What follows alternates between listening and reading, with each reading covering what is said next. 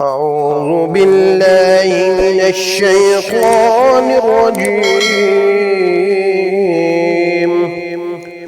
بسم الله الرحمن الرحيم. قل أعوذ برب الناس ملك الناس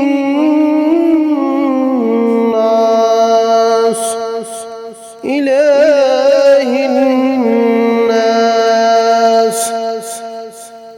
من شر الوسواس الخناس الذي يوسوس في صدور الناس من الجنة والناس. صدق الله العظيم.